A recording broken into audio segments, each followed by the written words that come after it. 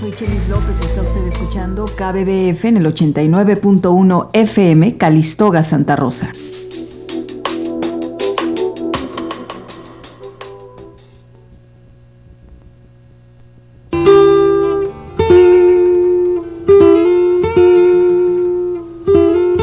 Not driving anymore? If you have a member of the family that isn't driving anymore, have them donate their vehicle to KBBF. We'll arrange for free pickup even if they don't live in the Bay Area. We can arrange for pickup anywhere in the country. Donating is easy. Just call 877-411-3662 and our friendly staff will make all of the arrangements. Call 877-411-3662 or donate online at kbbf.fm.org.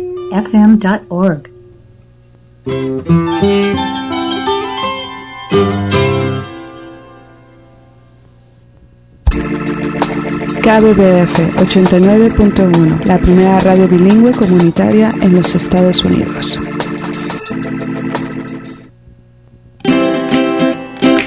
Alright, hello everybody. You are listening to the Queer Life Radio Show, and this is on KBBF 89.1 FM Calistoga. The Queer Life Radio Show, which is LGBT news, modern perspectives, roundtable discussions, and interviews here on KBBF 89.1 FM Calistoga. I am your host, Kaiya Kramer, and this show airs live every Friday night, 6 to 8 p.m. in the San Francisco Bay Area, reaching all the way up to Redding and down to the South Bay Area. We are live every Friday night, and this replays every Tuesday night from 9 to 11 p.m. on KBBF 89.1 FM, and is syndicated every Wednesday night, 6 to 8 p.m. on KWTF 88.1 FM Bodega Bay. All episodes are streamed live from the studio via Google Hangouts on Air, which you can watch on thequeerlife.org. Thequeerlife.org has an archive of every single all news, Topicast, and Let's Be Honest podcast, exclusive podcasts from the Queer Life family, and support pages for crisis hotlines and access to mental health professionals for those who are absolutely in need. Please like us on Facebook, facebook.com/thequeerlife. Follow us on Twitter @thequeerlife. Subscribe to us on YouTube, youtube.com/thequeerliferadio. Disclaimer. What you hear on this show should not be taken as strict legal or medical advice. Please use your own discretion and check with a lawyer or doctor to directly address your legal or medical needs. If you are enjoying this program or any other programming on KBBF, visit kbbf-fm.org and hit the donate button. All your donations are greatly appreciated. Again, I am your host, Kaiya Kramer, and you are listening to the Queer Life Radio Show. Alright, hello everybody. Again, you are listening to the Queer Life Radio Show, LGBT news, modern perspectives, roundtable discussions, and interviews. And I'm your host, Kaiya Kramer, and this is episode 84. That is 84 as in 80 plus 4, my interview with Zecca Esquibel, the keyboard player, for Sting, who was the keyboard player in the Cherry Vanilla Band in early 1977, which also included Sting and Stewart Copeland. So it's really, really incredible. I'm very excited to be having him on this evening. If you are listening to the show and you'd like to watch the show, yes, I said watch, you can watch this, which we stream via Google Hangouts on Air, like I was saying before. And it's just really exciting to constantly be sharing these incredible activists and artists and mental health professionals and people who are queer identified and are just doing amazing work in this world and have been doing amazing work for a really long time. And so I constantly say that this is a privilege for me. Yes, that's my favorite P word, privilege, because it is. I get to talk with these amazing people and share the amazing work that they are doing. So I'm going to bring Zecca on the line right now. Zecca, hey Zecca, can you hear me? Are you there? Hey Kaiya, hello from the Lower East Side. Hey there. Thanks so much for carving out a little bit of time and coming onto the Queer Life Radio Show. Oh, this is a delight for me. Thank you for inviting me. So, Lower East Side, where exactly in the world is that? It's not that infamous enough. Well, it's funny because when I did something very smart accidentally, which is sort of the story of my life, but I moved into what was a horrible neighborhood when I moved in here. Right off the Bowery on the Lower East Side of Manhattan. When I moved in, you could still stumble over dead bodies and see dead bodies? Blood. It was scary. New York was quite dangerous for a while. Oh my gosh. When the economy was very bad in the mid-'70s. And but right across on the other side of the Bowery from where this available apartment was where all the mafia grandmothers lived. And it was notorious for being the lowest crime in all of Manhattan. Mafia grandmothers. I mean, I feel like this is some new HBO or Netflix original series. Well, it's the north end of Little Italy, and it's now known as Nolita, which is where David Bowie was living when he just died a couple of months ago. Yeah. So I looked across the Bowery and said, you know, this neighborhood where I'm moving into is scary. But that neighborhood right across the street is going to spread eventually.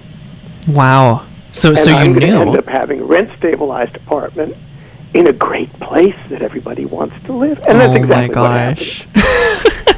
It took a lot longer than I thought it would. You know, it was 10 years before I stopped seeing junkies with 2x4s walking down the street. 2x4s? A 2x4 is a legal weapon. Oh. You can't be busted for carrying a 2x4. Oh my gosh! So 2x4s were used as like kind of like how people used to carry around swords, or yeah, exactly. I'm gonna watch out soon. But now it's where it's the hipper than thou neighborhood. It's all clubs, and all the 20-somethings want to move here, no matter how many people they have to crowd into an apartment.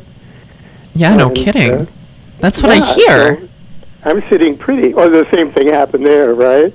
Oh yeah, definitely. One of the favorite words you hear on the radio around here in the San Francisco Bay Area is gentrification. Gentrification. So that's exactly what happened. But I was very, very fortunate to have picked up a rent-stabilized apartment at that time and be able to hold on to it long enough. Wow. I mean, talk about scoring. That is the way to go. Yeah, and I was very blessed to have that happen to me. So I have an old tub in the kitchen, which is, I don't know if you've ever seen one of those. A tub in the kitchen? What is that? Yeah, my building was built in 1887, so there was no running water. And there were outhouses in the courtyard. So I still have in my kitchen, right over my head as I stand here, the original pipe for the gas chandelier. Wow. That's cool. Get a little slice of history where you're at in your flat. Yeah, I have fun. I've really fought to keep them from renovating it and being a classic. Yeah.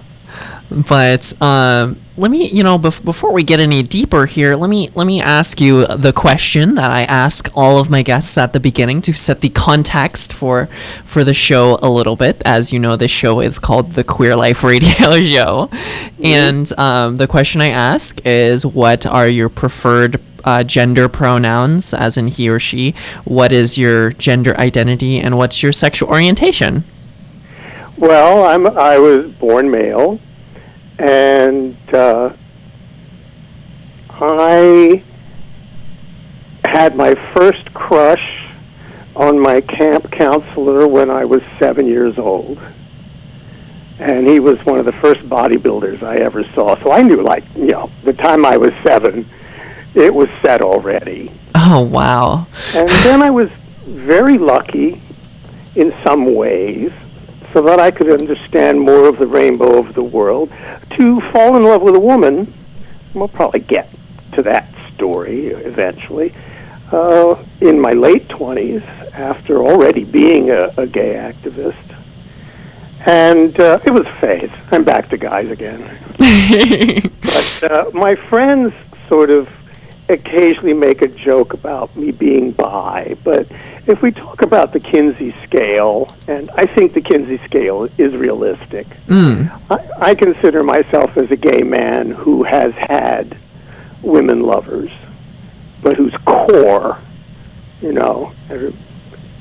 is I take great pleasure in just watching guys walking down the street. I could sit on a park bench all afternoon and go, wow. People watch.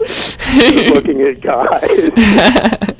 That's really who I am. You mentioned the Kinsey scale. Could you explain to our listeners, just in a general sense, what the Kinsey scale is for those that might not know what it is?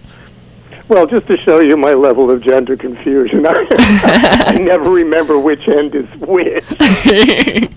But Kinsey came out in, I think, the late 50s, something around 57 or something like that. It was an extremely revolutionary theory, which horrified a lot of people. And what he said basically was that very limited number of people are strictly gay or strictly straight. And he made a scale of 1 to 10, where strictly straight is a 1. Is it a 1 or a 10? Like I said, I never remember. Actually, I can't remember which direction it is either. It's like political parties. Which way is left and which way is right? Yeah, exactly. So people who are genuinely bisexual are somewhere around 5 or 6. And I don't consider myself that at all. I definitely think of myself as a gay man who's had women lovers also. Right. So, yeah. But he was excoriated for even proposing such an idea, and now we think that he's probably right. And it took how many years for us to start realizing that he was probably right? Oh, jeez. Oh. I think there was one of those, docudramas came out, less than 5 years ago on Kinsey, and it still rattled people.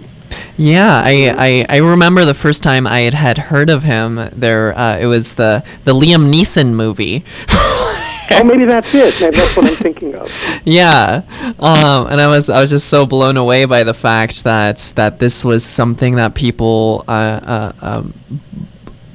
were putting forward in the time that it was being put forward, because it was revolutionary, the idea that somebody, honestly, it was taboo to be anything other than straight, and better yet, to have a somebody who's educated and putting out the idea, hey, well, it's not as black and white as you would think. And I mean, it's human beings are so beautiful and so complex and so amazing, and just to say, oh no, I am just this way, is sort of a crime against our beautiful differences, if anything. Well, you know what they say, the day you stop growing is the day you start growing old. Yeah. So I like to think of people as constantly growing. You don't stop growing. Of course not. Changing and modulating. I mean, it's much more exciting that way, I think. Mm-hmm. I want to ask you, because you've had such an incredible journey as an artist. You were the keyboard player in the Cherry Vanilla Band in early 1977, and you played with Sting and Stewart Copeland. And I mean, you've had a very successful musical career, and I've had a chance to listen to some of your music, which I definitely want to. I've got two songs pulled aside from Get Wet, Which Window and See That Girl. Oh, great! Yeah, and I'm excited. I want to play them. But I want to ask you. So you were born in Sao Paulo, Brazil. Yeah. And when did you come to the States? Well, I literally remember dirt roads, driving on dirt roads. But Sao Paulo is really known for being, particularly when I was born, the capital of South America. It's the industrial capital. It's the powerhouse. In the 1930s, Sao Paulo State, it's like New York, New York. Right. It's the name of both the city and the state, Sao Paulo, Sao Paulo. Mm-hmm. Sao Paulo State tried to secede from Brazil and become an independent country because it felt that, hey, we've got all the money and the skyscrapers and the big city, and why are we supporting the rest of Brazil? Right. But I came to the States when I was not quite 3 years old. So I grew up here even though I am technically an immigrant, I grew up more like a first-generation American with parents with very heavy accents. Right. Even though Portuguese was the first language I spoke, I only spoke it as a 3-year-old. Right. So I really became sort of instantly Americanized, except for my DNA, which remains very, very Brazilian. Yes. Well, there's a funny story there. I'll just tell it really quick. Yes. My father was a doctor, and he got invited to the Mayo Clinic, which is either in Chicago or somewhere outside of Chicago. So you can imagine my parents, with no experience of America, leaving Brazil in the summer and going straight to Chicago in the winter. We lasted 3 months. Oh, gosh. Okay, cool. We've been here, done that. Bye. We're done. We're done. Too cold. So we went to Baltimore, where the climate was much milder. And so that first place you remember as a child, that first place you have consciousness of place, Yeah. for me was the grounds of the State Mental Institution outside of Baltimore. So I thought all grown men wore long white coats. What were my parents thinking? But that was the first thing I saw, Men in white I coats. thought that was normal for years. Hey, me too, but for different reasons. No. I won't put you on the spot. Okay. So that's my story. We quickly moved to Washington, D.C., and I grew up in the D.C. suburbs, which was very influential for me musically for two reasons. One, I was extremely hyper. I was one of those ADHD poster boys. And my mother had a very smart idea. She had wanted to be a singer before she got married. And the place that we moved into had a piano. So she put me on the piano, and I took to it immediately and focused. What better gift can you give a child with ADHD than something to focus on? Oh, wow. And it was so smart. It was really a brilliant thing to do. Wow. And, of course, I must have driven her crazy playing piano after hour. At least I wasn't running around the house and knocking things over. So by the time I was 7, I did my first recital in front of like 400 people at Peabody, which is a prep school for musicians in Baltimore. And when we moved to Washington, I began competing. By the time I was 9, I think I was already doing classical competitions. And won quite well, until I got to be about 14, and I realized my hands would never grow large enough. Your hands Ballet would... dancers go through this a lot. Huh. They reach a certain age where they realize, oh no, this thing that has been my life since my earliest childhood, my body is not going to do what I need to compete with the big boys. So the size of your hands equates to what you can do as a pianist. Well, you can't play the money. You can't play the Tchaikovskys and the Rachmaninoffs and the Chopins unless you have unless you're built with those big crab leg hands. Oh gosh! Wow, I never knew that this was a thing. Oh yeah, and I had to confront that when I was 14, and say, "Oh, great! Now what am I going to do?" So, what did that do to you as a 14-year-old with aspirations to be a musician? It was closet gay. Closet gay, yeah. You can imagine what kind of stress I was under. I Yeah. was a bit of a basket case, and very fortunately, two things happened, almost back to back. The first one was called Woodstock. Woodstock. So I understand there's a number of our listeners that might not know what that is. Could you explain what that is? Woodstock was the first great outdoor rock concert, and 450,000 people showed up. Wow. And it became a 3-day, I was 17, and it became a 3-day affirmation of the hippie lifestyle, the desire to change the world into a kinder, more loving, more inclusive, more supporting culture than the one our parents were presenting to us.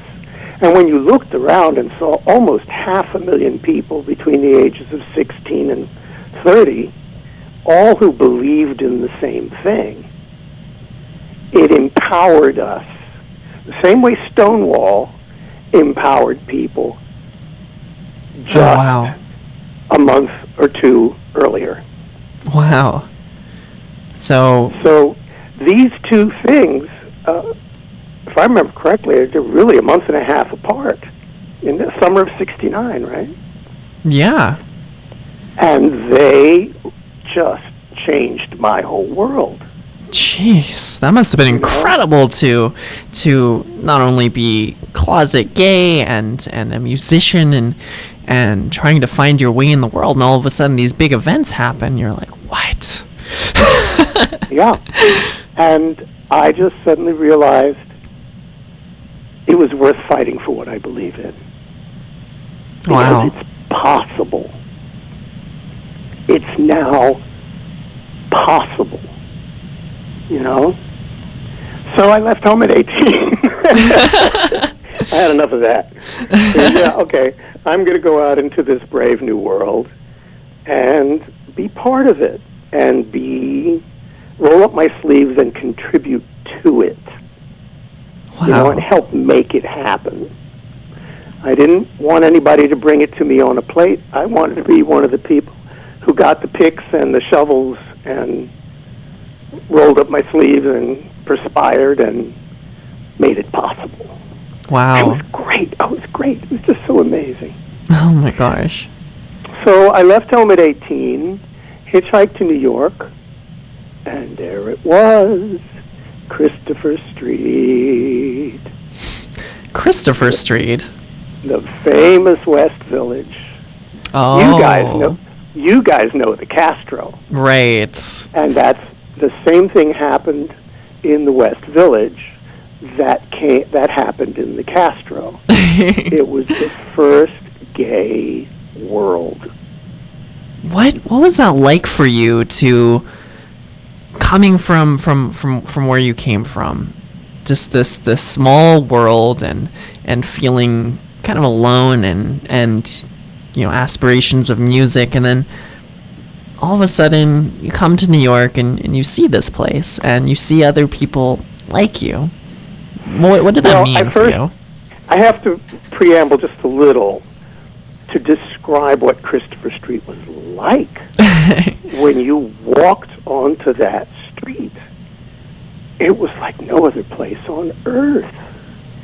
Every stoop was covered in 3 or 4 gay men and women, all being openly out as you could possibly be. All the storefronts were gay stores. All the bars were gay bars. filled with mostly men, because it was the women had their own community a few blocks away in the old Greenwich Village, which is the Bob Dylan, Joan Baez folk music. The women's bars were more over there, and the men's bars were all up and down. There were leather stores and a lot of florists, and filled with gay bars. And it's hard for... there's a wonderful film called Gay Sex in the 70s. What a interesting terrible title to be saddled with. I wonder what that's about. Don't be thrown. It's a great movie. Huh. Because it really portrays what it was like to be part of the scene in the West Village in the 70s. And the freedom, the sense of being literally gay liberation. We were liberated.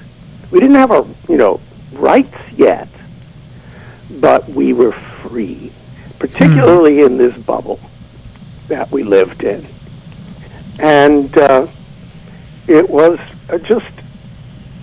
like being able to breathe for the first time in your life and have no feeling that anybody would criticize you or judge you, or worse, kick you out of your apartment, jail you for dancing with another man, all these kinds of things. Jail you for dancing with another man? Anymore.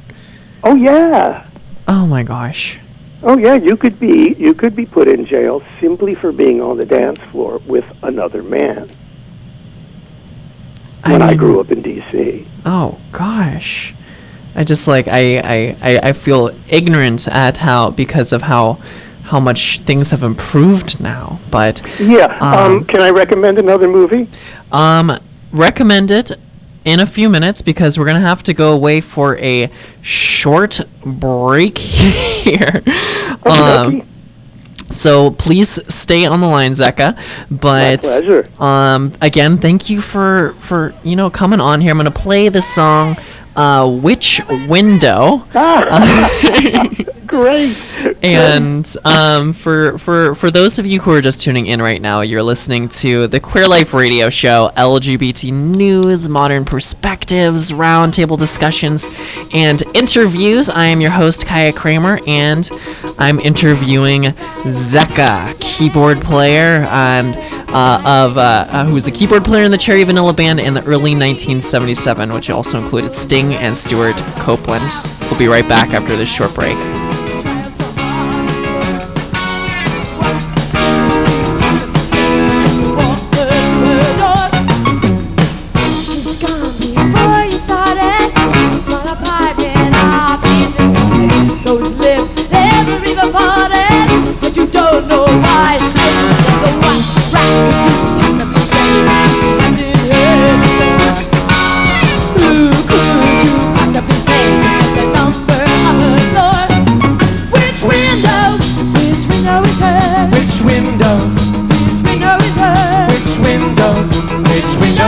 And you wonder which window is hers. Which window is hers.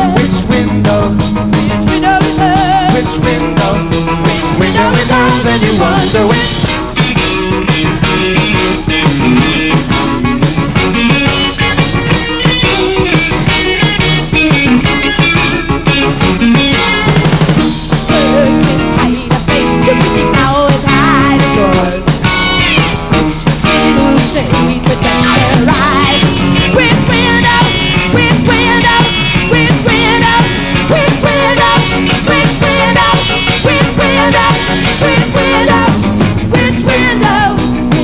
is hers. Which window is hers. Which window is hers. And you wonder which window is hers. Which window is hers. Which window is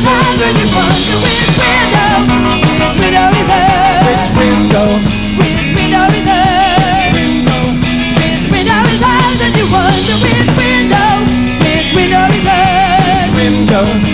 Window is hers. Which window is hers. And you wonder why. Stop in the street below. eres como yo, escucha KBBF 89.1 FM, la voz de tu comunidad, porque es divertida.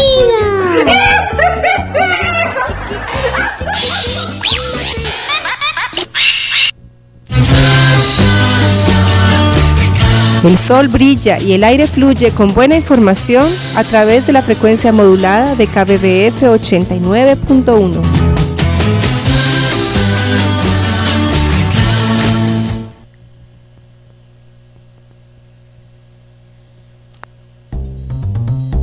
Alright, hello everybody again. You are listening to the Queer Life Radio Show. LGBT news, modern perspectives, roundtable discussions, and interviews. I am your host, Kaiya Kramer, and this is episode 84, my interview with Zecca Esquibel, who's the keyboard player in the Cherry Vanilla Band in early 1977, which also included Sting and Stewart Copeland.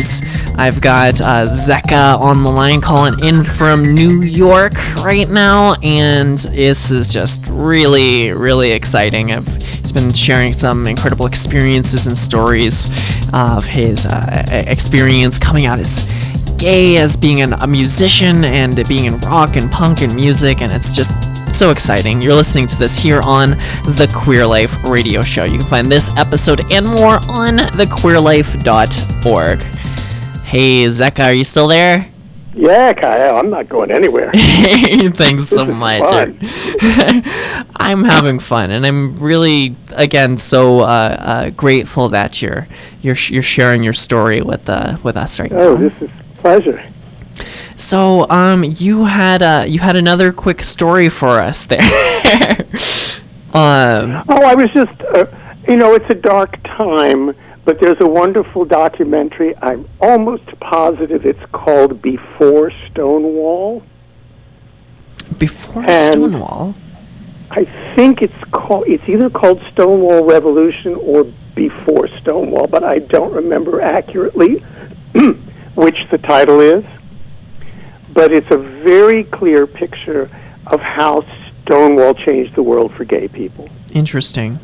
Because it really goes into what it was like before, when you could lose your apartment, you could be fired from your job, you could be called a security risk, and you could even be arrested for dancing with another man on the dance floor, or someone of the same gender on a dance floor. I just it's hard to hear that this was something that was commonplace, and the way that it was, and now we have a couple harken back moments to that in certain parts of this country, like in North Carolina, where you can lose your job for being gay or lesbian, and trans people can't go to the bathroom, and so it's this idea of fear based on ignorance. I mean, but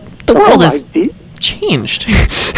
Well, the idea that it's dangerous to be gay, I thought had disappeared, and just to see it rearing its ugly head again is really kind of frightening for someone, who can remember back far enough that this was a reality. It's like reintroducing segregation in the South, It's a terrible, terrible thing.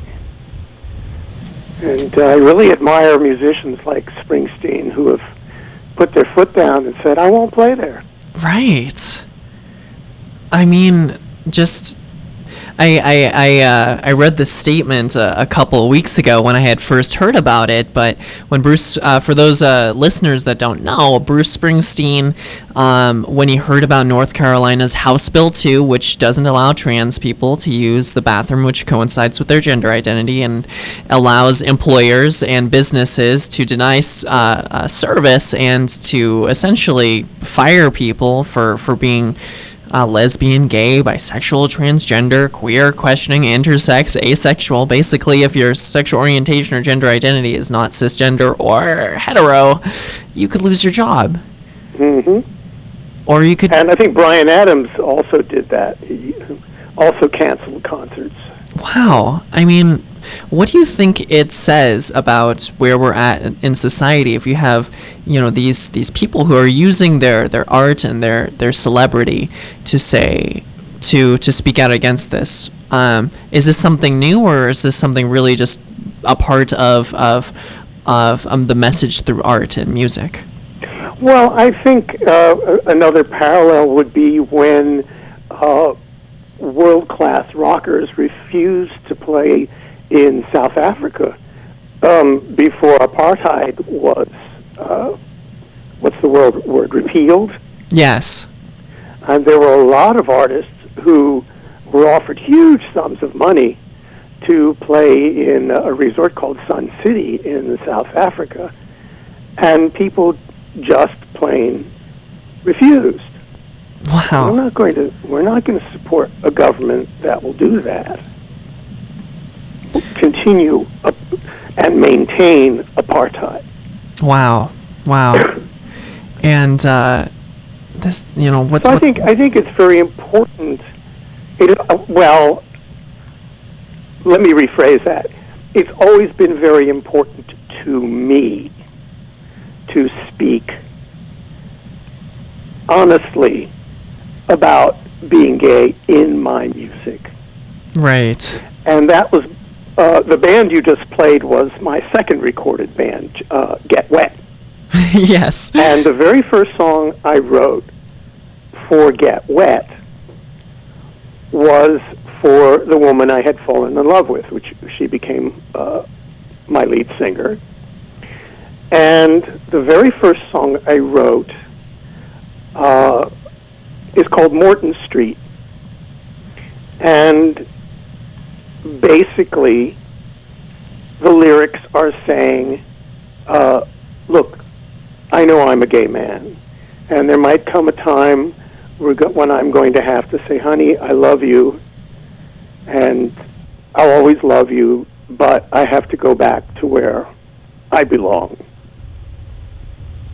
And I launched the whole Get Wet. The years that we were together, we did, we had a top 40 hit in the United States. We were top 10 overseas. We were on American Bandstand, Solid Gold, Merv Griffin. We did all those shows. And the very first thing I did when I wrote the first song was say, I'm not going to lie to you about who I am and what matters to me. Well, what was that like for you to have that conversation with her?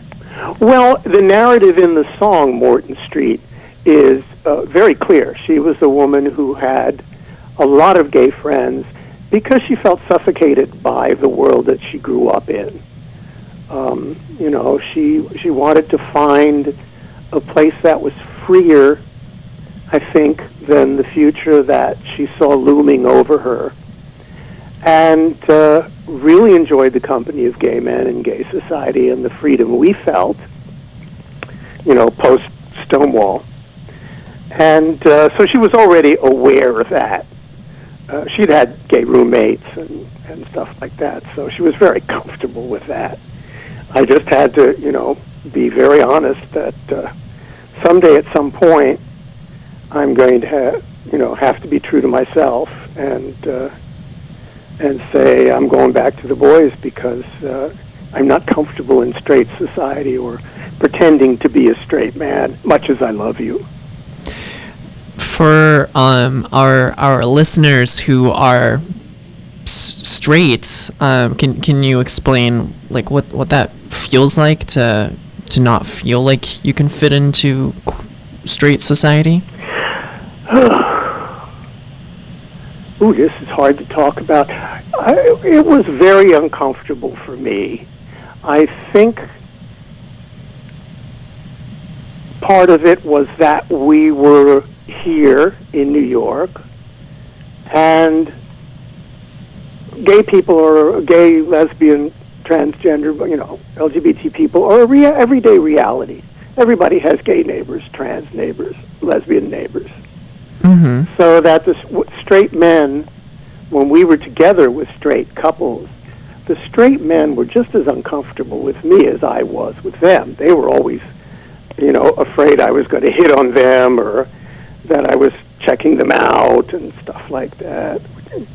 And it was I just didn't feel at home like I did in the Christopher Street community. So I didn't feel relaxed. I felt tense. You could be more yourself. Yeah, I felt like I was obligated to put on a show of being like all the other straight guys that I was around, looking towards marriage, looking towards children, looking towards building a home and having a family. And I couldn't aspire to those things. It's just not natural to me. And so I felt very, very awkward. And there were times it put stress on our relationship, but I think our love for each other was so strong that it kept us going. What was it like for you when you finally came out and you were like, okay, no more hiding? What was that experience I was like? a little bit of a different case because I was always in theater and I was always in music, and even before Stonewall, it was much freer than the general society. The first bars that I went to, however, in Washington were incredibly secretive because there were, congressmen and senators and people in the diplomatic corps who were married and had children and could not allow the world to know that they were straight. Right. So, ironically, the very first bar I went to was on Pennsylvania Avenue in between the White House and the Capitol building. And you didn't know a bar was there. There was just a bare light bulb and a staircase going from the sidewalk down into the basement. And pitch dark except for that little light bulb. And today, directly across the street from that is the FBI building. Interesting. Yeah. But I would go to clubs and see congressmen and senators and all sorts of people, newscasters. Gay clubs? All sorts of... Sorry? Gay clubs? Oh, yeah, completely. Oh, wow. And they were all in there very quietly. There was a great club called Pier 9, which was right next to the power station. So there's nothing but warehouses. And when you got down there to this no man's land, you saw one warehouse that the front door was lit up. And there were about 300 cars outside of it. And this is in the middle of the night. And so, you scratch your head and go, uh-huh. So you walk in, there's a four-sided bar, it's all very dark. And then after a few minutes, as your eyes adjust, you realize that you're on a balcony. And you go to the edge of the balcony and you look over, and there's about 1,000 people, all at little tables with a stainless steel dance floor, and it's not only full of gay people. There's Raquel Welch is there, and Led Zeppelin is there, and Three Dog Night is there, and there's one cute thing. I'll tell you one more good cute thing. There was if you're cruising someone directly. Can you explain what cruising is real quick? Cruising? Oh, trying to pick someone up. Mm-hmm. Okay. They didn't want to be seen hitting on somebody. Right. So each table had a stem coming up out of it with a 2-digit number and a phone number. So if you wanted to pick somebody up, you dialed the 2-digit number of their table and said, "Hi, I'm over here at table 63. Really? I'm the guy with the black hair." And I swear to you, it was great. Oh, and the my biggest honor gosh. you could get if you were somebody like Raquel Welch was that you had to get your phone unplugged because it kept ringing. And this is before dating apps and texting and right. And those. That was. You knew you were really somebody at Pier 9 if your phone had to be unplugged. Oh my gosh, that's a trip. There's apps right now like Grindr and. Oh yeah, with all with visuals, with all camera stuff too, right? Yeah, and so I mean this like predates it all. Absolutely incredible.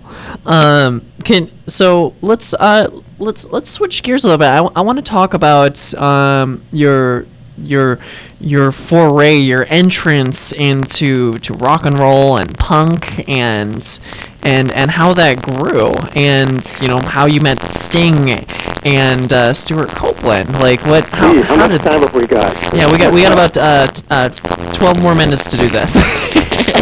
I'll be very quick. It all started in this Christopher Street scene I was talking about, and I was very fortunate to meet someone who was as hyper as I was, and we just bonded. I mean, we became joined at the hip. He was the older brother I always wanted, and his name was Sean Delaney. Now, if you know anything about Kiss, you know that Sean Delaney is all referred to as the fifth Kiss. He was the road manager. He was the rubber manager, Billy Moyne. He wrote a lot of songs. Helped design autobiography, and even Gene Simmon called him the fifth kid. And he became like my old brother. Wow. So I had an audition for a band that was already touring the museum called Kinsey, a big funk band. But I was very unhappy. Diamond bringing the guns backstage, and the white chubbies of the bodyguards. I went crying to Sean. I said, Sean, I'm playing these amazing shows with my idols in these big arenas, and I'm going back to the hotel room crying one night. And he said, why don't you try? I don't know my ass from my elbow. Rock and roll, I don't know anything about rock and roll. So he said, I'll get you an audition. And sure enough, it was a fledgling punk band. Cherry Vanilla had worked with David Bowie for years, and she wanted to make her own band. David had actually promised to produce it for her, which never materialized. But the brother of Stewart Copeland, Miles Copeland, saw us in New York and said, you got to come to London. There's this thing happening in England, and you have to be part of it. And we said, well, me and Cherry and our guitar player, we're willing to take the risk of burning our bridges, losing our apartments, losing our jobs, and moving to London. But the rest of the band isn't. The bass player and the drummer. Oh. And Miles said, well, my brother Stewart has a band called The Police. We groaned. We thought that was a terrible name. I'll never think of a name like that. Wow. And if you let them open for you and then come back on stage and play bass and drums, you'll have a complete band. Oh. And the rest is history. Incredible. It was, really, and Sting is just such a lovely person. He's just a delightful human being, a real sweetheart. And we just had so much fun. Eventually, the Police went off on their own, and we brought some musicians from New York and had a more New York sound, a less Police-y kind of sound, but a much more Max's Kansas City, New York rock sound. And got signed to RCA London and did very well in Europe. It was really, really fun. What was it like for you as an American artist being in Europe? Well, this is something you and I talked about our first phone conversation, that even in the hippie scene, I never encountered a scene where gay and straight people treated each other so much like equals and didn't really care about each other's sexual orientation than the punk scene. Right. That trumps all of them. Ooh, I hate that word. That's better than all of them. What word, Trump? Delete that word, please. But it was amazing. Gay people and straight people. I'm talking about, there were quite a few gay women, too. A lot of lesbian women who were singers and musicians in that scene. And transvestites. Not really transgenders yet, because the whole idea of having a sex change was still very complicated. And the medical aspect of it, the technology, wasn't sophisticated enough yet. Yeah, it wasn't quite there, yeah. Yeah, it wasn't quite there. But there were a lot of drag queens in the punk scene, a lot of gay women, particularly lead singers, and a lot of gay men who were all contributing to creating what you think punk looks like today. When you close your eyes and you imagine right punk, the clothing, the band, the sounds, the attitude. That was a fusion of gay and straight people like I've never seen anywhere else before or since. So, do people not realize how gay punk and rock is, or at least has its roots in? Well, I think that was particularly damaged by what we all called, those of us in the first wave called the second wave. We also called them punker than thou, but that's... Punker than thou. I have never heard of that term. Yeah, we were not fond of the punker than thous. But the second wave, particularly the L.A. Black Flag and all those bands that began in California in the early 80s, we thought, don't you realize how much was contributed by gay people to creating what you now see as punk, iconically punk? It's like having gay parents and then having a kid who's homophobic, sort of. Yeah. It's like, didn't I teach you better? Like, huh? How is this possible? What happened? So it was a little bit disturbing to us to see this shift happen. I must say it came mostly from American bands, because the English bands were not quite, they were much more open-minded about that, because they had seen the scene grow up on their back, in their neighborhoods. And so it was a little weird for me. I felt like I had fought so hard. We didn't even go into my time working with KISS, but, back then we were, me, Sean Delaney, his lover Bill Aucoin, we were all gay around KISS, and it didn't bother them at all. And then suddenly, 10 years later, to have, as you said, punk children growing up homophobic was very weird. That is weird. So I keep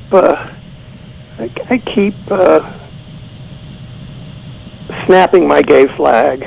If not my fingers, that's not my style. But I keep waving my gay flag as hard as I can to not allow people to just simply assume I'm straight.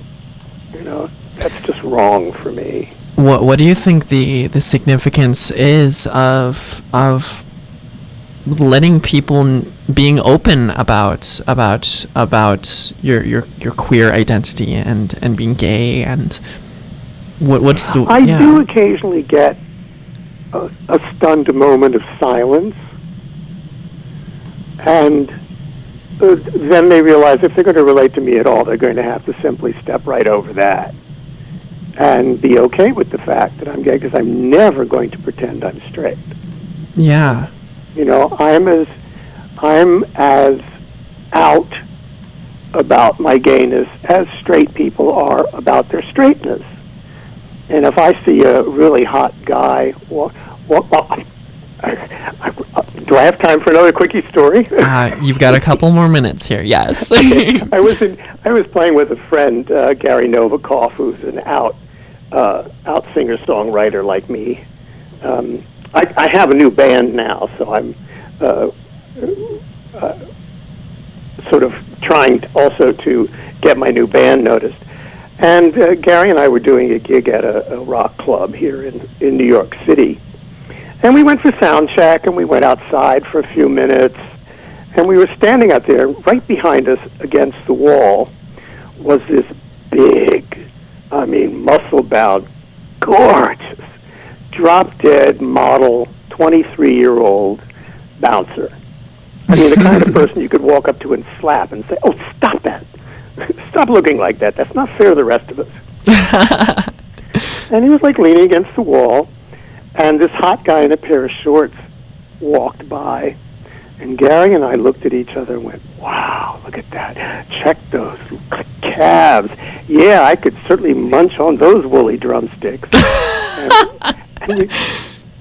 and all of a sudden we heard this bouncer behind us shift his body weight against the wall a little bit. And we turned around, and he had this expression of shock on his face. And we both realized he had never overheard two gay men talking just the same way two straight men would have been talking if a beautiful, minimally dressed woman had walked past them. Really? Must have blown his mind. He had never imagined that was a possibility. And he just had this look of, like I had just slapped him with a cold fish across the face. He was completely stunned. And so that's why I think it's important to keep snapping my gay flag. You know? Well, and say, look, world, we're all just people. We're all just humans. None of us is less than human or unhuman or alien. We are all just humans. Some of us happen to have different gender identities, but we're all just people. So let's start treating each other as people. Absolutely.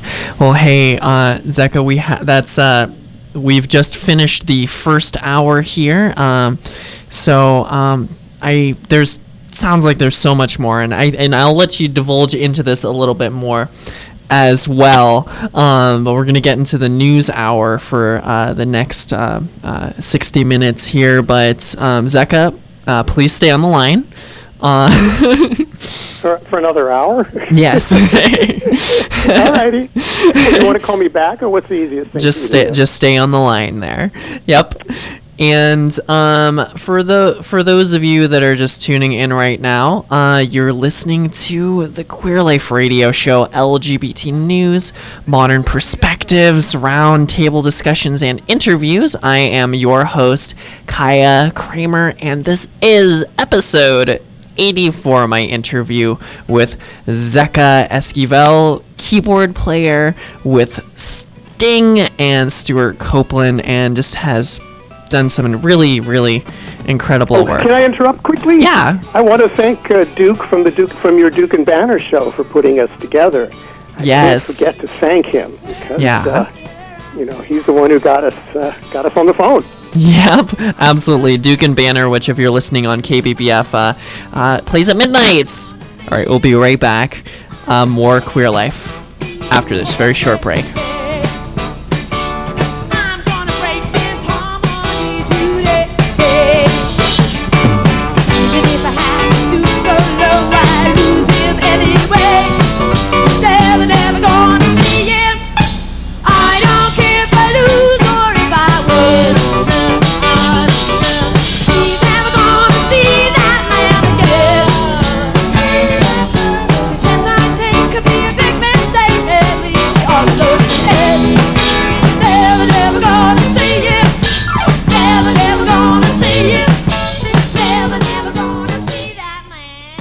Estás escuchando KBBF 89.1 FM, Calistoga, Santa Rosa.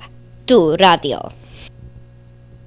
This summer, let Santa Rosa Junior College work for you. Take classes in Santa Rosa, Petaluma, and online. Train for a new job in 1 year or take ESL. Call 527-4685. That's 527-4685. They'll show you how affordable college can be. Summer classes start June 20, so don't wait. Call 527-4685 or go to santarosa.edu/KBBF. Let SRJC work for you.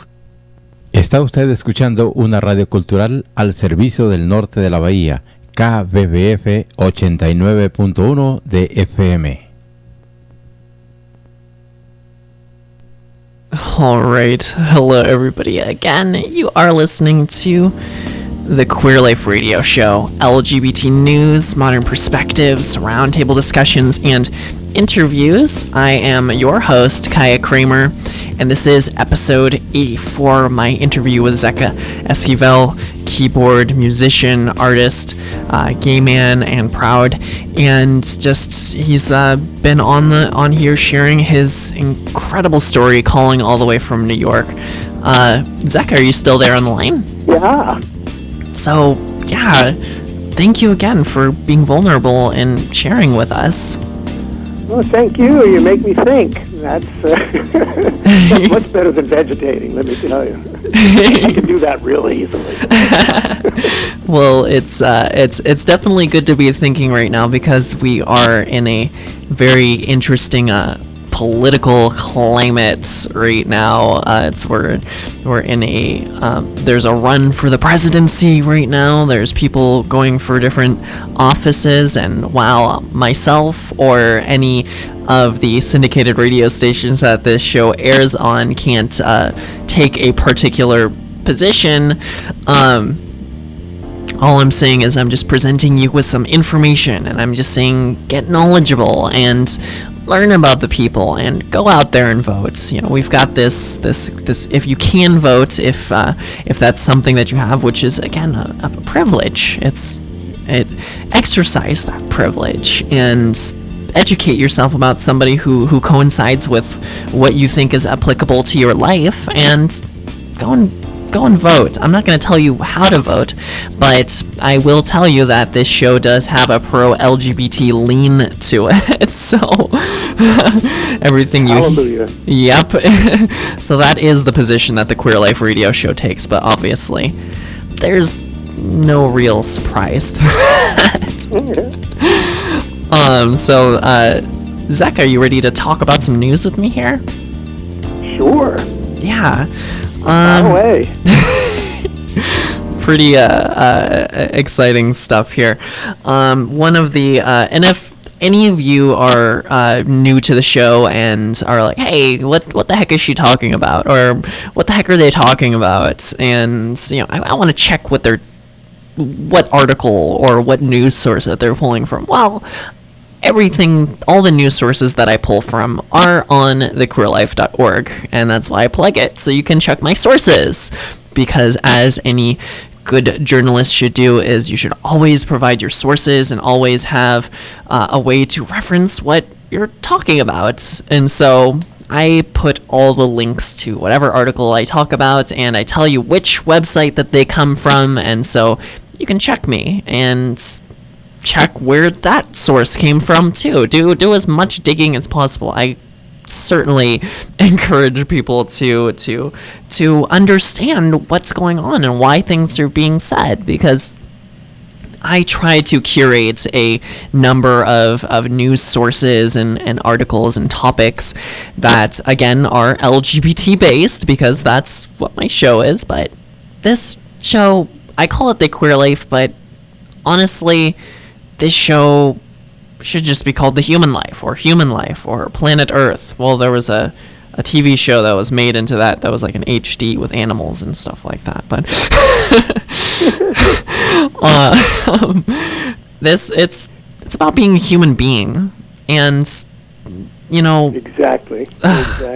Zecca, I love what you said about just, you know, learning to love your fellow human being and just being people. And there's so much anger and confusion and hate that's going on right now, and it's I feel like it comes from a place that's like deeper, that even these folks who are saying these things don't really know what's going on. They're hurt. I don't know. Do you get that sense? Well, I remember a book I was forced to read in high school. It was called, I think it's called I and Thou, by a philosopher, I guess he's a philosopher, named Martin Buber. I don't remember now because it's too long ago. But the whole concept of the book was how we try to get over on other people by saying there's us and there's them. And us is better and them should be exterminated or whatever. Them is inferior. It's not as good as us. And I think that kind of division is returning. I don't know what the reason is. I can speculate. I remember hearing some years back that someone had calculated that if everybody on Earth lived at the same economic level, in other words, lived as well as Americans, we would need 4 planet Earths full of resources in order to support the whole planet. 4 planet Earths. Full of resources. That's an interesting idea, but we only have 1 planet Earth, right? Exactly. So what does that mean? That means we have to work together to share what we have with people. But if we want to hoard it and we want to keep it for ourselves and we kind of want to keep it for people who are like us, then we have to diminish people who are not like us. And I think that's what's happening all over the world. You know, there's some terrible laws being passed in Poland at the moment, and parts of Eastern Europe. And simply categorizing people as our kind and not our kind. Right. And I don't know where that's coming from. I don't know why it's happening.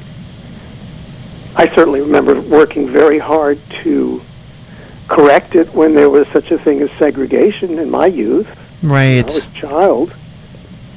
And how hard we fought, you know, and people died to end that. And then, you know, I was attacked and beaten for being out more than once in the early days of gay liberation. And I thought we had accomplished something really good, you know? And it seems like there's this very strange wave of trying to reverse it. Right. You know? Well, I mean, it's... Am I rambling, or...? No, you're on it. No, you're definitely on. You know, when you were saying there's, you know, the only one kind of people and a certain kind and nobody else that's any different, it makes me think honestly of the Nazis and World War II. And but that's what that whole I and thou thing is. Yeah. There's our kind and not our kind. Oh my gosh. And not our kind deserve to be treated as if they're inferior. Oh my gosh. And the more of that, it just seems to be seeping in to so much of the planet, all over the planet. I mean, for these last 4 weeks on the radio show here, I have had moments of silence and frustration because of how much of this misunderstanding that is going on in the world right now with people not being accepting of others. And And this week, in terms of the news, is not that much different. I'm gonna run through the news, what the article topics are for today, and then I'm gonna sort of pick willy-nilly at random which one I want to talk about, and we'll sort of go underway on that. But okay, put me on the spot. Yeah, absolutely. In front of an audience. Yep, we're gonna dive into this. We're gonna tear some of this apart, and we're gonna just have a conversation here. Oh, I like talking with you. This is great. This is good. You know, this needs to happen. Obviously. Yep. Well, the first one of the first articles here, and I'm just gonna go through all of them first, and we'll just sort of, and you let me know too if any of them are particularly interesting to you.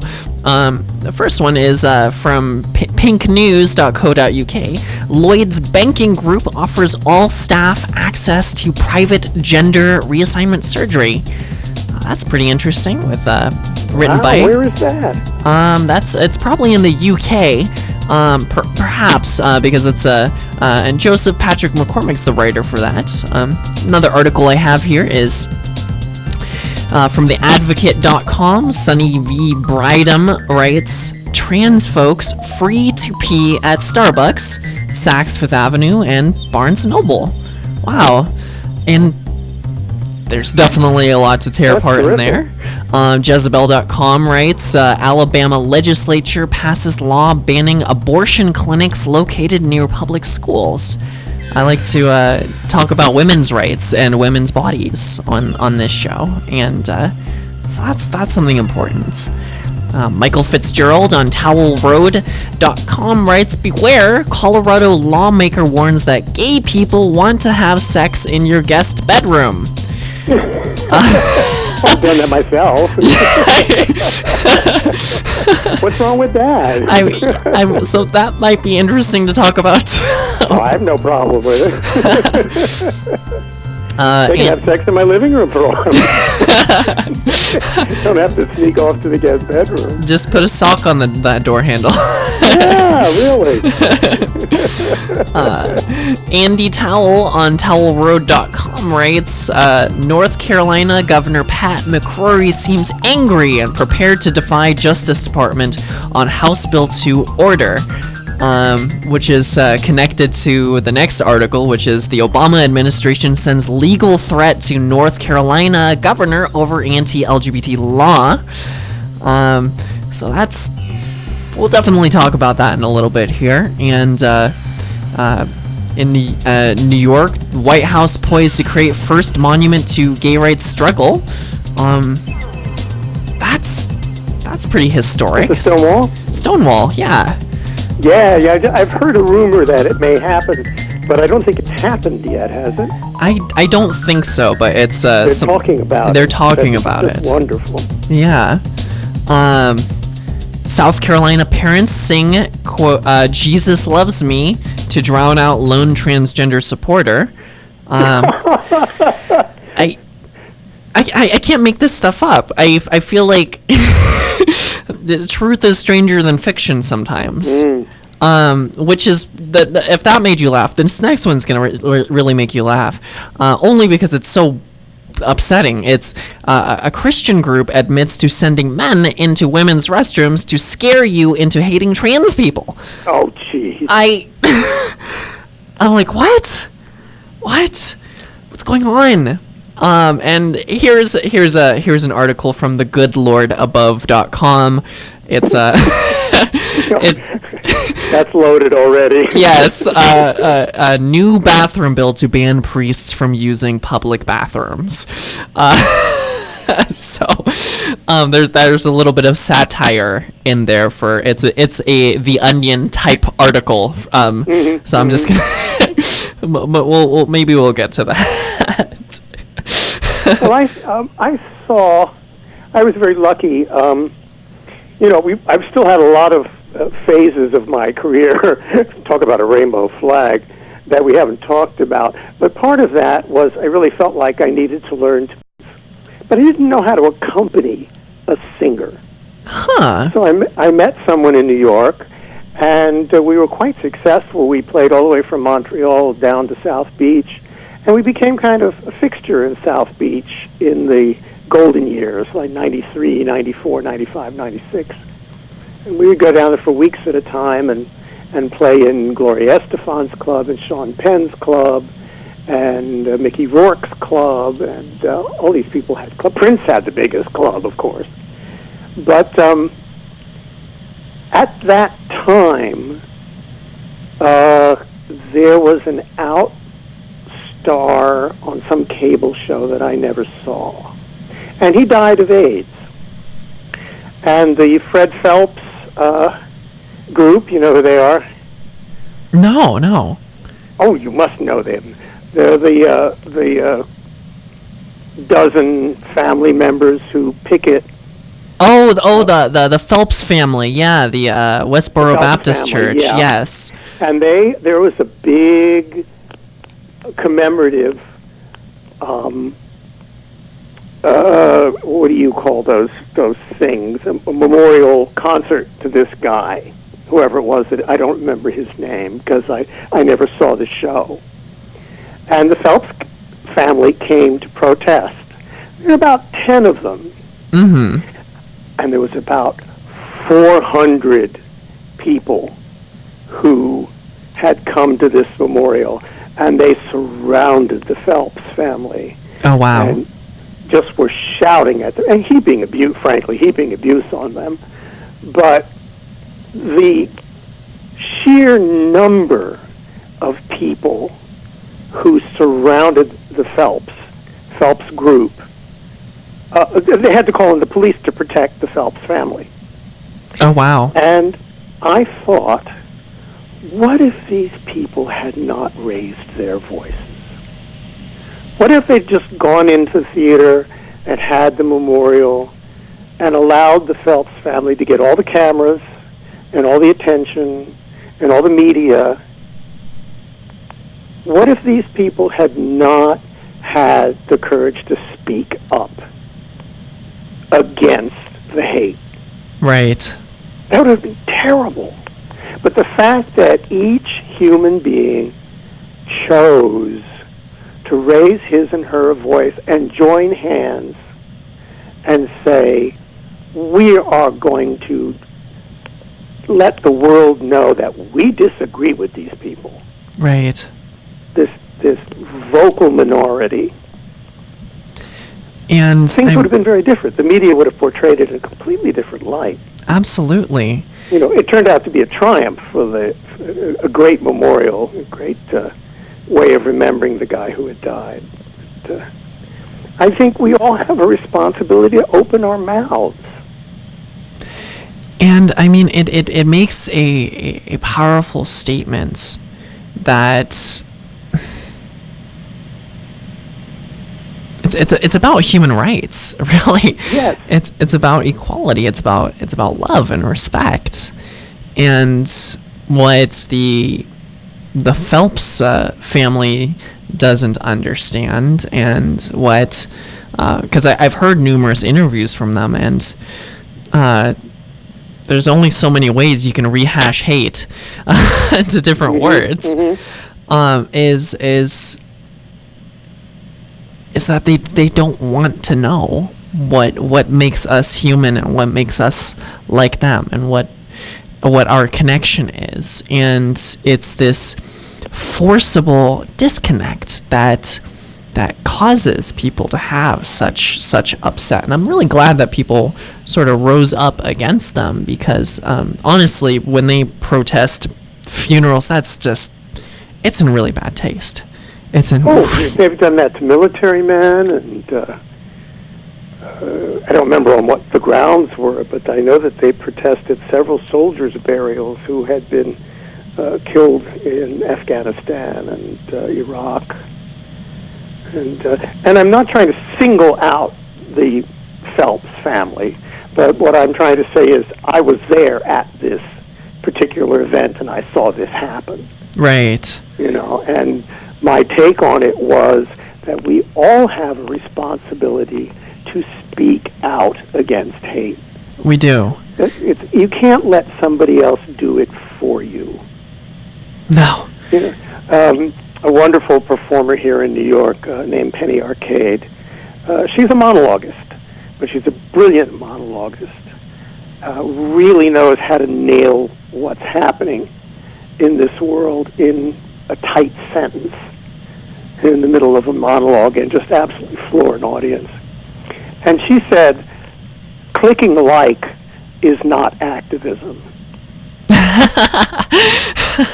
Isn't that brilliant? Wow, I love that. That does not qualify as activism. No, it's and that's somebody actually asked me recently, what can I do to help?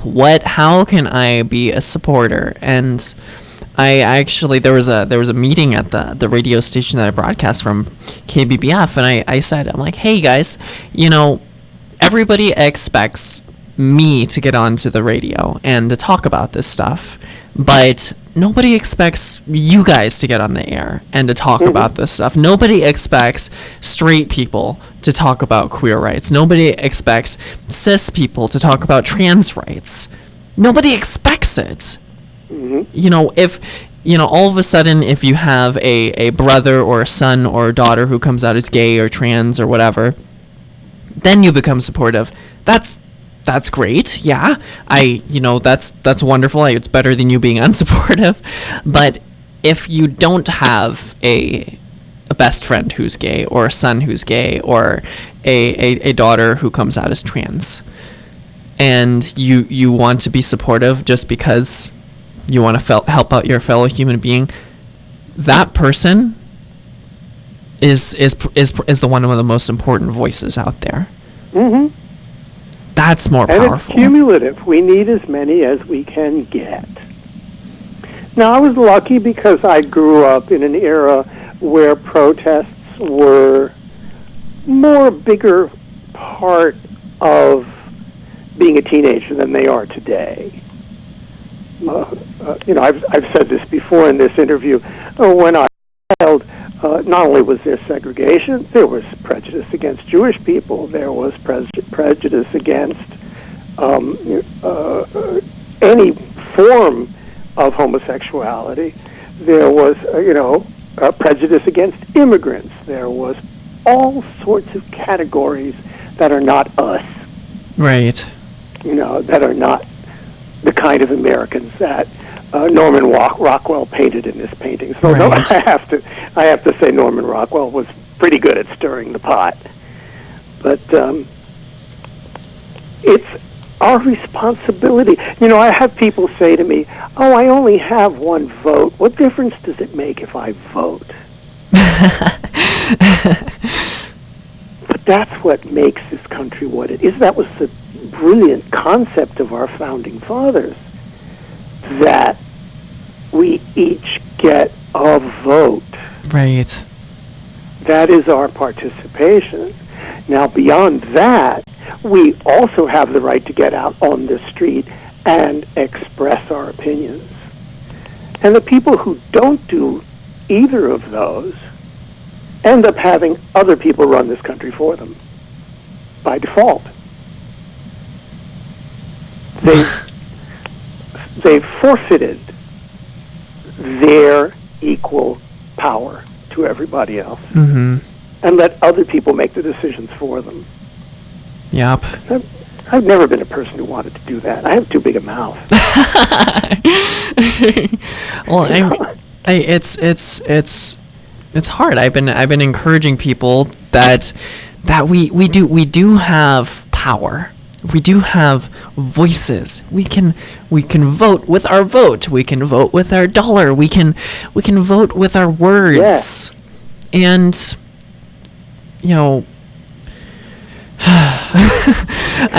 people say to me, it's a delusion that you have power. And I say, no, it isn't. It's a delusion that you don't have power. Yeah.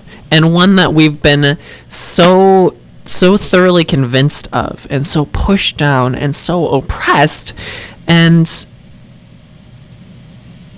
it's sad. It's sad that this idea of keeping people down has permeated through everything. It's grown.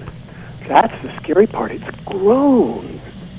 You know, everybody knows me as being very strongly LGBT and everything, and they're like, Kaiya, you know, why not everything has to do with LGBT or queer people or trans people or gay people or lesbian people or whatever.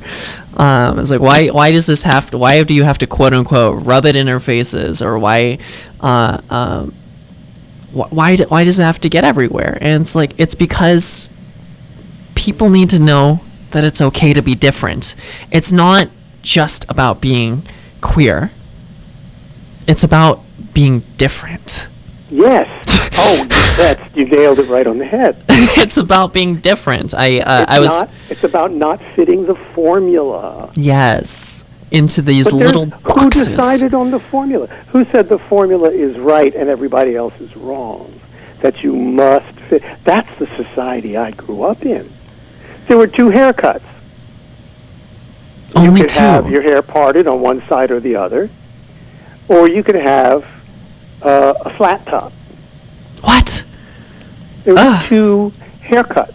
Oh, and my if gosh. you had any other kind of hair who looked any different, oh, God forbid it should touch the back of your collar, you could be suspended from school. You're kidding. You could be suspended from school. Kids growing up today have no concept what it means to live in a repressive society. But I was born in one. Oh, my gosh. I remember it. Oh, my gosh. You know, and I remember the kids who repeatedly got suspended because they were fans of the Beatles, and they let their hair touch the collar in the back of their shirts.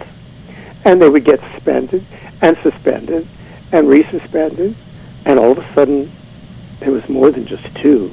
There was 4. Oh my gosh. And then there were 8. And then there were 15. Wow. And all of a sudden the school had to start considering changing its regulations. As they should have. As they should have all along. But we think of a repressive society, we think of communist Russia. Or yeah. We think of China or North Korea. China, or worse, North Korea, yes. We think of that's a repressive society. But we forget that there are shades of repression. And there are degrees of it. Are you a Lord of the Rings fan? I am a huge nerd, yes.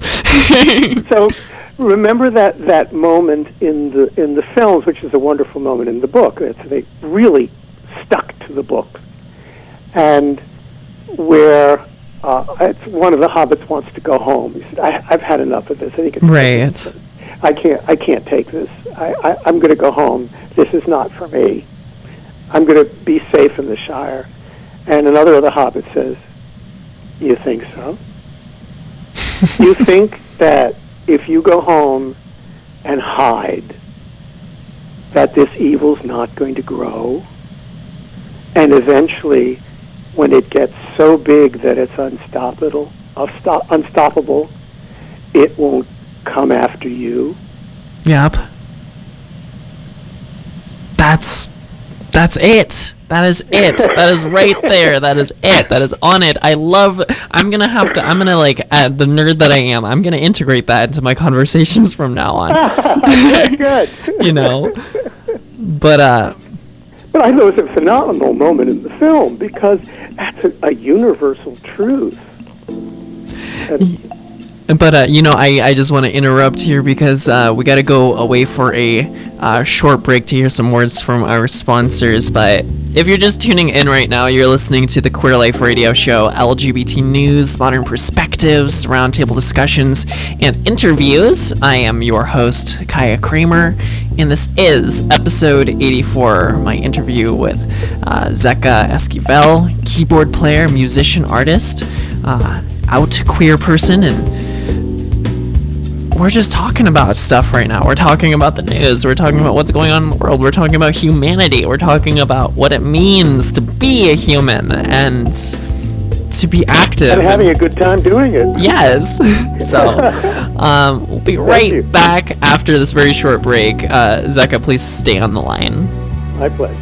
You're listening to KBBF Community Radio 89.1 FM, Calistoga, Santa Rosa. Estás escuchando KBBF 89.1 FM, Radio Cultura, Calistoga, Santa Rosa. This is Mr. Mark with Question Mark News, and you are listening to KBBF 89.1 FM Calistoga. Make sure to check out the Broken Record Radio Show every Monday night from 9 p.m. to 11 p.m. or every Tuesday from 3 p.m. to 5 p.m. here on KBBF 89.1 FM Calistoga. Estás escuchando KBBF Radio Colectiva, gente de la calle, tejiendo voces para una voz, la voz de nuestra comunidad.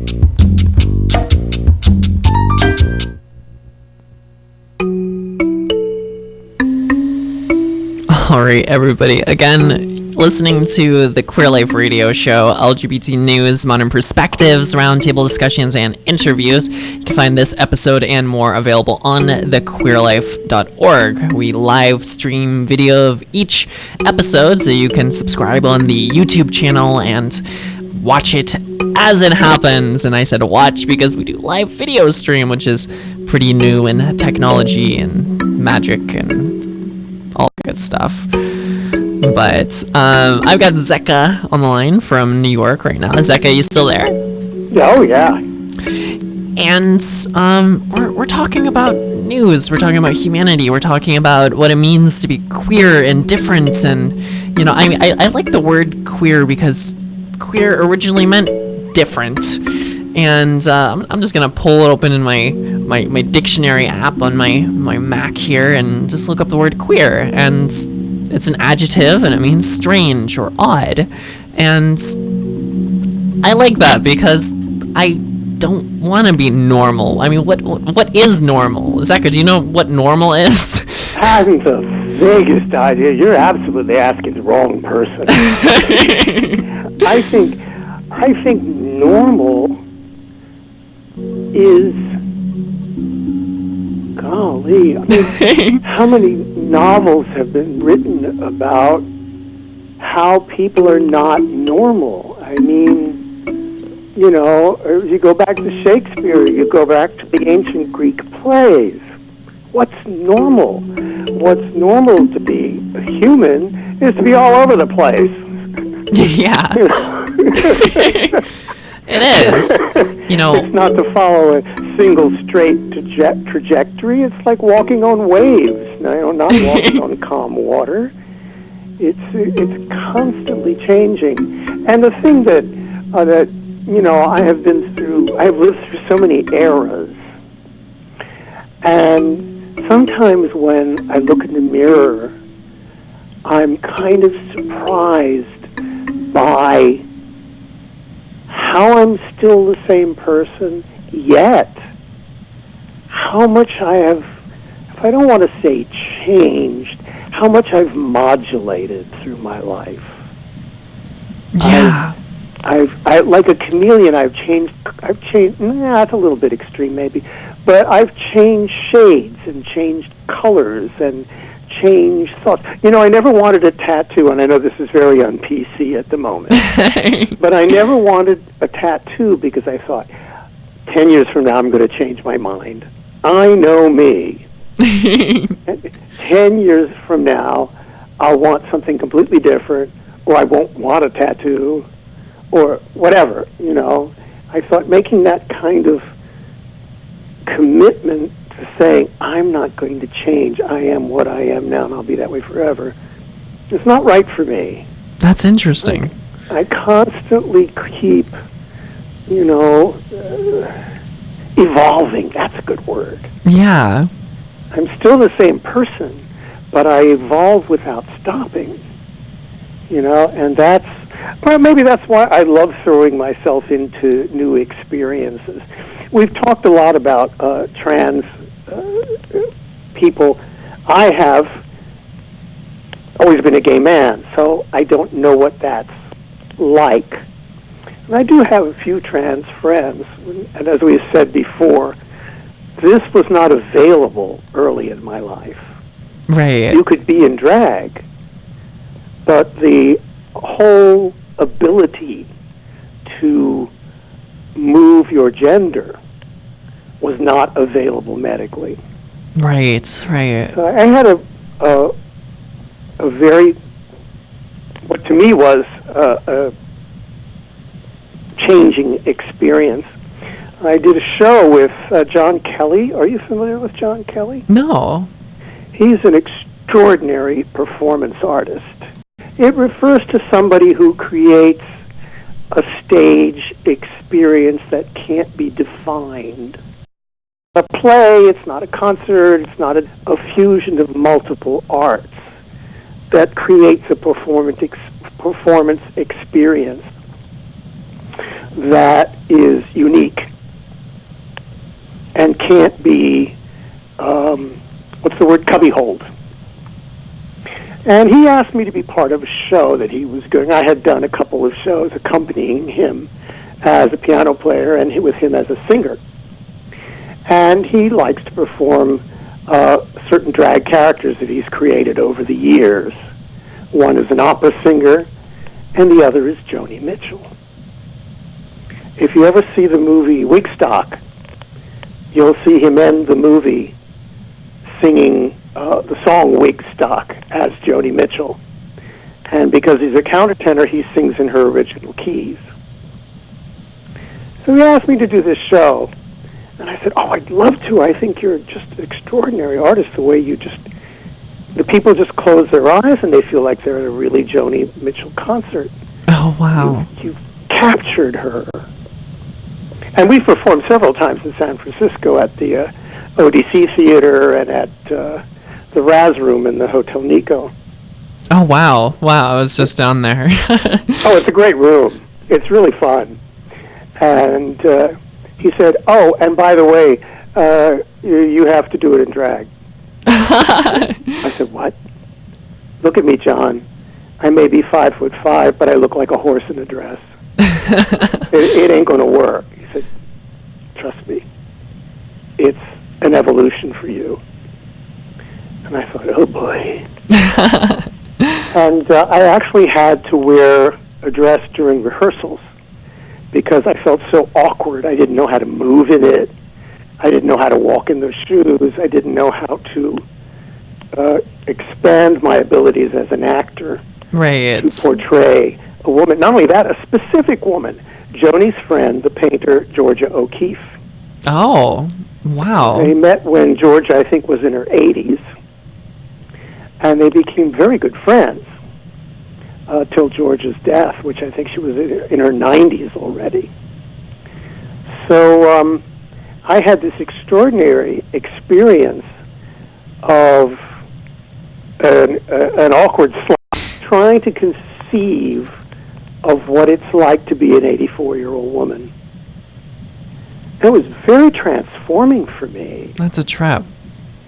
Yeah, it was, and we were very successful. We played in front of 5,000 people at Universal Amphitheater in L.A., and it was a very expanding experience for me to try to, as an actor, not be a man, but be a very famous 84-year-old woman whose paintings are in every major museum in the United States.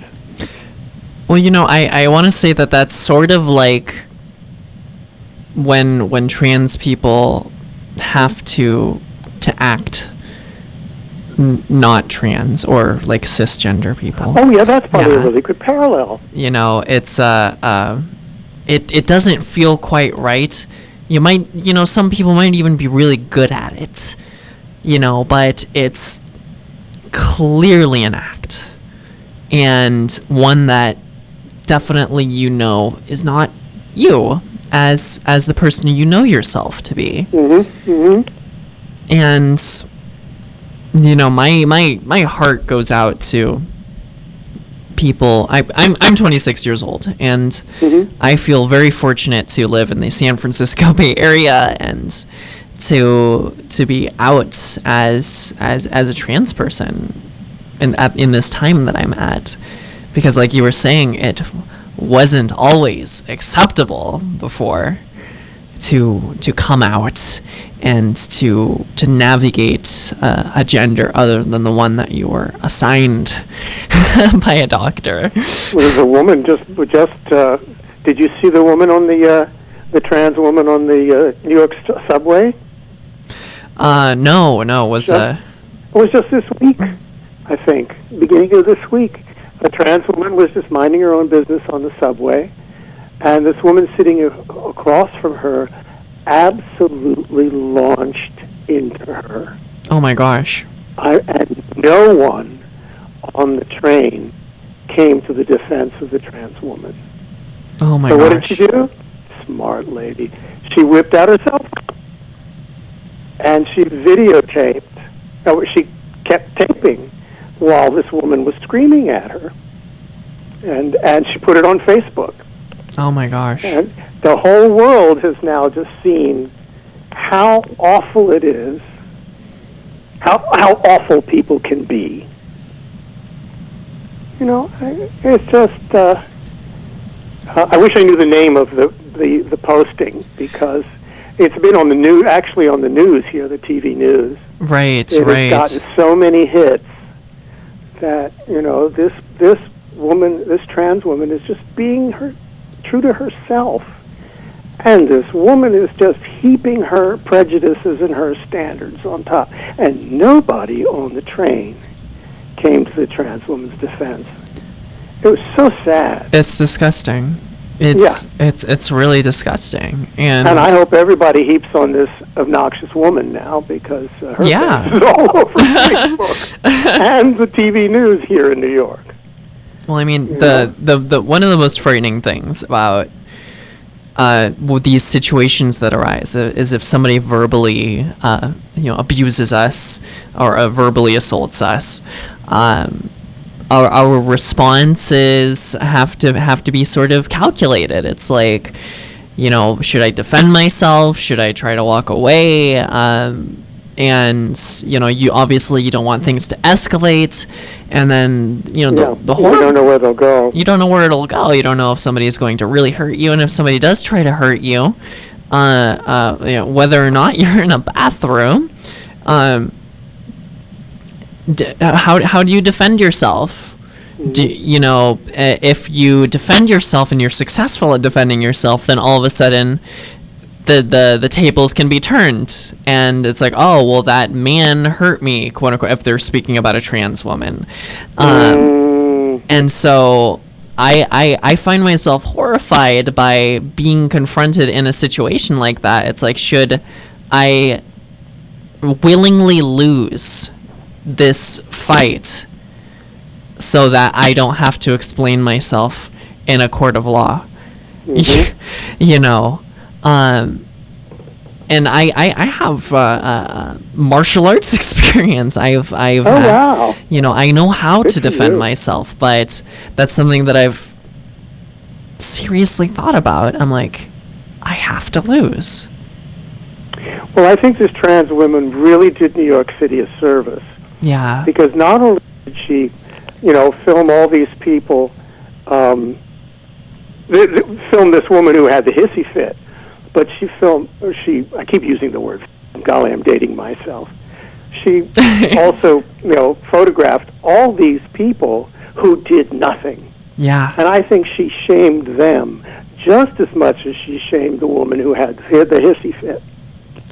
And I wouldn't be surprised if that doesn't, at least temporarily, change some of the attitudes here in New York about this. What do you recommend to people who are listening right now if they witness somebody who is being harassed? What should they do if somebody comes across a situation like this? What's your opinion? Well, we've had a lot of trouble in the old Christopher Street area lately because gay couples have been beaten and attacked in what should be. This was the old stomping. This is the old New York's version of the Castro. Right. And I think what I would do if I was there and it was my experience, I would simply stand up and walk over to the trans woman and stand beside her. Wow. Because if I opened my mouth and started attacking the person who's already having a hissy fit, that could escalate everything. Yeah. But to simply stand up and let everybody see where I stand. Right. I could do that without pouring gasoline on the situation. That is so powerful. That's all you have to do. That's it. That's it. To say, I stand with you. And if 5 people had gotten up on that train and stood next to that trans woman, the whole outcome would have been completely different. They didn't have to get involved verbally. You know, just stand let there. that idiot know where you stand. Yeah. I like that. You know, I've learned a few things from you in our conversation here that I want to continue to share and move forward with people, because all you need to do is stand with us. Mm-hmm. You don't need to add any fuel to the fire. Just stand with us. I love it. I believe that works. I think so too. I was born in Thailand, but you know, like you, I consider myself an American, and I grew up here. And how old were you? I was just a couple years old when I came over. Yeah, so you and me both. Yeah. But you know, Thai culture is still very much a part of me, and Buddhism is very big in Thailand, and that's a very Buddhist ideal, to be a peaceful protester. You know, like the monks, you know, just sort of being there and meditating, and it doesn't take arguing, it doesn't take words, it doesn't, and again, that's an interesting thing for me as a radio show to say. It's like, it doesn't take words, which is what I do. Words. Well, it doesn't take being combative. Right. Maybe that's the key there. It doesn't take being combative. It just, all you have to do is stand with that other person. Let that person know that he or she is not alone, and let everyone who's on the attack know that you stand beside that person. Well, you know, we're almost out of time here, and Zecca, I just want to say that you've really hit the subject right on the head here. Well, you made me think, so it's your fault. Well, I'm glad I'm the instigator here. And I've had such a great time. Oh, thank you so much for inviting me, and thank Duke for me. I will, for putting us together. I will thank Duke. Duke of Duke and Banner on KBBF 89.1 FM every Friday at midnight. They're incredible. Duke is an incredible person, and lovely man. Just so great. And I definitely want to have him on the show. Oh, sure, that's a great idea. And maybe you can join in on that call too. That'll be fun. We'll have a good time with that. Yeah. But Zecca, thank you from the bottom of my heart for putting yourself out there and doing what you're doing. It's just been such joy. And I'll definitely be. Oh, my phone's dying. Okay. I'm out of charge. Well, perfect timing then. All right, Zecca, I want to thank you and wish you a wonderful night. Thanks, you too. Take care. Good night. Bye. Good night. And I just want to let the rest of you know that you've been listening to the Queer Life Radio Show, LGBT news, modern perspectives, roundtable discussions, and interviews. I am your host, Kaiya Kramer, and this has been episode 84. My interview with Zecca Esquibel, keyboard player, played with Sting and Stewart Copeland, and just incredible work, incredible voice. Incredible talents, and the world is changing. I mean, in fact, I was just actually sent an article about fans petitioning for Frozen, the Disney movie, Frozen's Elsa, to have a female love interest in the sequel. That's beautiful and wonderful. Hashtag give Elsa a girlfriend. So, I'm into that. Hashtag give Elsa a girlfriend. Hashtag humanity. Hashtag just love each other. Hashtag let's stop tripping. Hashtag the queer life. Hashtag human life. Hashtag I'm using way too many hashtags. Hashtag I know some of you don't know what I'm talking about, but that's okay too. So again. Tune in every Friday night, 6 to 8 p.m. live shows on KBBF 89.1 FM. Repeat is every Tuesday night to 11 p.m. The syndication is every other Sunday on KWTF 107.3, and it's on KWTF every Wednesday, 16 p.m. And we're constantly growing, and if you want to be a part of the show, you want to help, go to thequeerlife.org/volunteer. And I'd love if you join the fight. All right. Well, I hope you've enjoyed this show. You've been listening to the Queer Life Radio Show. Have a wonderful. Take care. Bye.